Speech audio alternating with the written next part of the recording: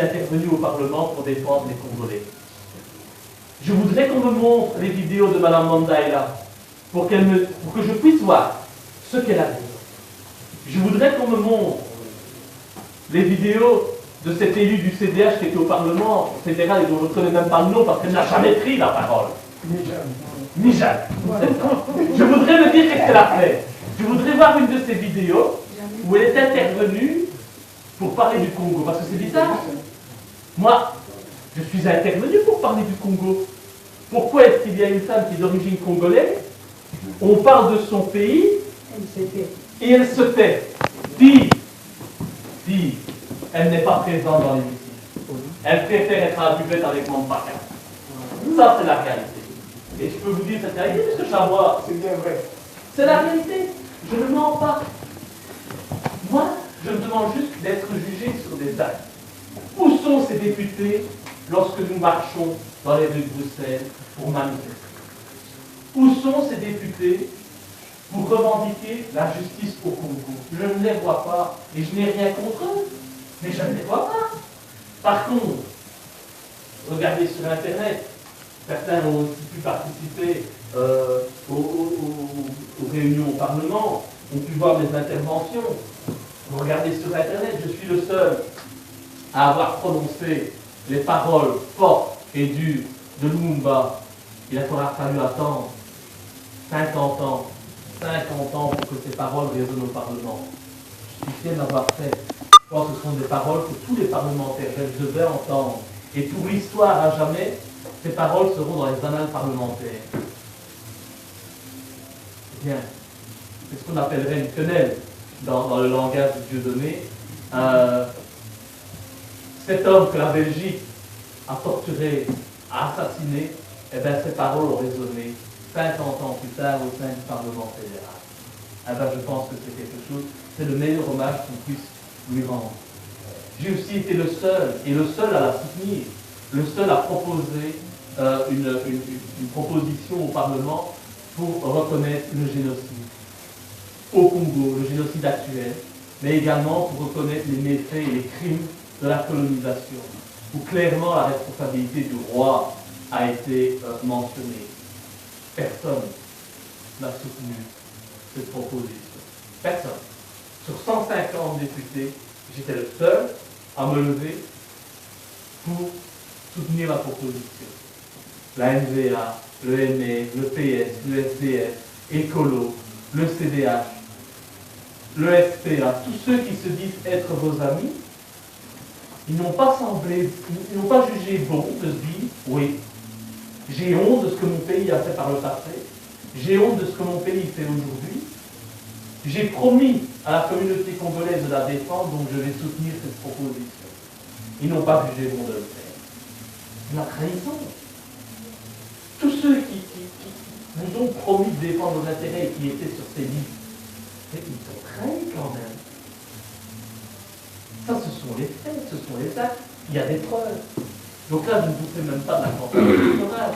Je vous rappelle juste les faits et les événements pour que vous puissiez juger en âme et conscience pour qui vous devez voter au mois de mai, qui vous devez soutenir. Voilà. C'est tout ce que je souhaite vous dire aujourd'hui, c'est qu'il ne faut plus croire les bonimenteurs, qu'il ne faut plus croire les fausses promesses, qu'il y a aujourd'hui des questions essentielles dont on doit parler en politique. Déchiquetés, ils s'en foutent. Ils continuent à soutenir ceux qui sont responsables de ces crimes. Alors il n'y a qu'une seule chose à dire à ces gens, c'est de dégager. Ils n'ont plus rien à faire, ni sur les affiches électorales, ni à la tête de notre pays. Ils devraient faire une seule chose, c'est aller brûler en enfer parce que c'est tout ce qu'ils méritent. Quand on fait le mal, il n'y a pas de justice sur cette terre. On sait très bien, la justice aujourd'hui n'existe plus. Mais je crois toujours qu'il y a une justice divine et que c'est là qu'ils paieront pour les crimes qu'ils ont commis et qu'ils ont encouragés et soutenus. Donc voilà, je ne vous parlerai pas du programme pour la région. Je pense qu'Arnaud et Alain seront les mieux à même de vous en parler parce que finalement, par rapport à ce que j'ai dit, c'est dérisoire. C'est dérisoire et secondaire. Je pense qu'aujourd'hui, ce qui compte pour vous, c'est de un, qu'il n'y ait plus de racisme en Belgique. Et ça, nous luttons au niveau fédéral pour qu'il n'y ait plus de racisme, pour qu'on n'ait plus peur des Arabes, qu'on ne croit pas que ce sont tous des terroristes, pour qu'on n'aille pas stigmatiser les femmes qui portent le voile ou les mamans qui portent aussi le foulard. Ce n'est pas un problème. Je ne veux plus que l'on voit tous les Africains, les Belges de couleur de peau noire, comme des membres d'un gang, comme des dealers, comme des criminels. Il faut arrêter ça. Des sous-hommes, oui, tout à fait. Je ne veux plus qu'un gars qui est noir, mais qui a un diplôme de médecine, se retrouve à faire la plonge dans un restaurant. Je ne veux pas de ça dans mon pays. Et si vous ne voulez pas de ça dans mon pays, il n'y a qu'une seule chose à faire, c'est de soutenir de vous les Belges. Si vous ne voulez plus qu'il y ait d'ingérence en Afrique, c'est de vous les Belges. Si vous ne voulez plus de cette Europe qui agit maintenant militairement aux quatre coins du monde, non plus pour apporter la paix, mais pour imposer ses lois, eh bien, il faut voter de vous les Belges, parce que nous sommes les seuls à nous opposer aux États-Unis. Nous sommes les seuls à ne plus vouloir de l'euro. Nous sommes les seuls à ne plus vouloir de l'Union européenne. Nous sommes les seuls à ne plus vouloir envoyer des armées belges massacrer des populations, que ce soit en Afghanistan ou en Libye ou partout ailleurs dans le monde. Nous sommes les seuls à nous opposer à l'ONU, à l'OTAN, parce que ces organismes ne sont pas des organisations de paix, ce sont des organisations malhonnêtes qui interviennent pour défendre des intérêts financiers et qui ne défendent pas les peuples. Où étaient les casques bleus au Rwanda? Qu'ont-ils fait au Rwanda quand ils étaient présents? Ont-ils protégé les Rwandais? Non. Ils ont protégé les ressortissants belges.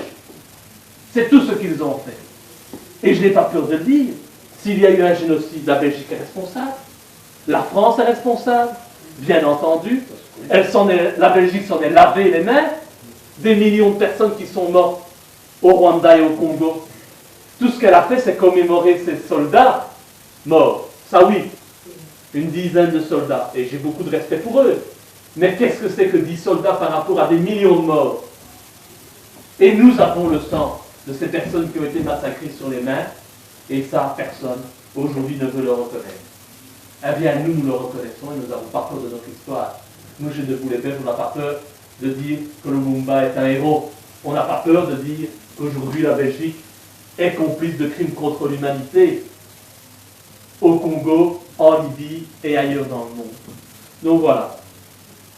La vérité, la justice, l'authenticité, la sincérité. Je pense aujourd'hui que ça n'a qu'un seul nom, c'est Debout les Belges. On est pourchassé par les autres partis pour oser dire la vérité. Je crois que c'est la preuve. On est attaqué en permanence, ça veut dire qu'on dérange. On dérange des intérêts très importants. Et donc je voudrais maintenant, après avoir dit ces quelques mots, vous présenter les personnes qui vont représenter Debout les Belges ici à Bruxelles, parce que je vous rappelle, je suis candidat dans le Hainaut. Et il y a donc à la Chambre, c'est très important la Chambre, le Parlement fédéral, c'est là où on parle des questions internationales. Il n'y a qu'un seul endroit où on parle du Congo, c'est à la Chambre. Ailleurs, peut-être, on ne parle pas du Congo. En Europe aussi, évidemment, on parle du Congo. Nous avons aussi un candidat pour lequel vous pourrez voter ici à Bruxelles, c'est Abdeslam Lakmich, qui n'est malheureusement pas présent aujourd'hui, mais c'est le cofondateur de Debout les Belges. Donc dites-vous bien que lui ou moi, c'est la même chose. Donc au fédéral, on a en tête de liste Arnaud Tellier. Arnaud, qui est à mes côtés depuis de très nombreux mois. Arnaud qui partage toutes mes idées. C'est avec lui, bien entendu, que je prépare mes interventions au Parlement. Donc, c'est dire s'il est sur la même ligne que moi. Il n'y a pas de différence idéologique entre lui et moi. Et puis, on dit le petit truc particulier, non?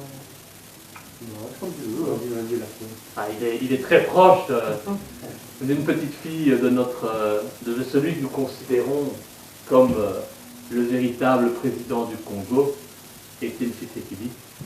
Je pense que vous savez tous qu'il y a de la famille ici à Bruxelles.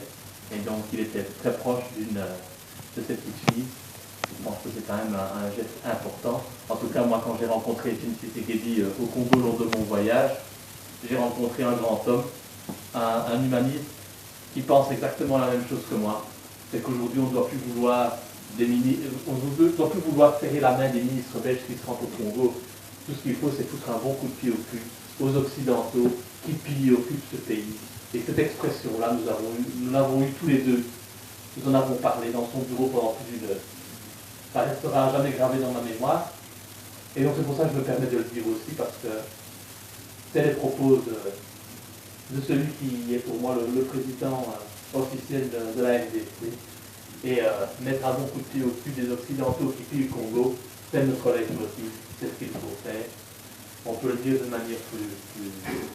les citoyens innocents sont massacrés. Pour qu'on puisse justement utiliser les ressources naturelles de leur pays, et parlons aussi des citoyens en Europe, nous ne sommes pas éduqués, on se moque de nous, on ne nous demande pas notre avis, les politiciens décident et nous devons être d'accord avec leurs décisions. Il n'y a plus de morale, il n'y a plus d'éthique, on ne parle plus de religion en politique, et pourtant c'est important, parce que si les hommes et les femmes qui nous dirigeaient avaient un minimum de morale, d'éthique, s'ils se référaient un petit peu à la religion, s'ils avaient à l'esprit Simon Kimbangu, s'ils avaient à l'esprit les discours de Lumumba, s'ils avaient à l'esprit des discours de paix, de tolérance, ils ne prendraient pas les décisions qu'ils prennent aujourd'hui. Ils ne se rendraient pas complices de massacres de populations innocentes. Et ils le font. Alors je crois qu'aujourd'hui, bien entendu, il y a le programme de Debout les Belges pour la Belgique, pour Bruxelles. C'est un programme important, c'est clair. Mais je ne vais pas vous parler du rond-point au bout de la rue. Je ne vais pas vous parler de survol de Bruxelles par les avions. Tout ça. Je ne vais pas vous parler du port du voile ou du halal, on s'en fout. C'est pas ça le plus important. Aujourd'hui, les questions, elles sont capitales. C'est qu'est-ce qu'on fait au niveau international? Est-ce que la Belgique continue à être le larbin des États-Unis? Est-ce que la Belgique continue à être complice de crimes un peu partout dans le monde? Est-ce que la Belgique continue à soutenir des génocidaires au Congo? Est-ce que la Belgique va soutenir Kabila dans son projet de réforme de la Constitution pour qu'il puisse se présenter à un 3e mandat? Il aura déjà gagné d'office. Pardon? 3e officiel, oui, 4e. Si on veut, en plus, il a pris le pouvoir après l'assassinat de son pseudo-père. Donc, est-ce qu'on va accepter ça? Parce que s'il y a des élections et qu'on a revu la Constitution, de toute façon, c'est sûr que c'est lui.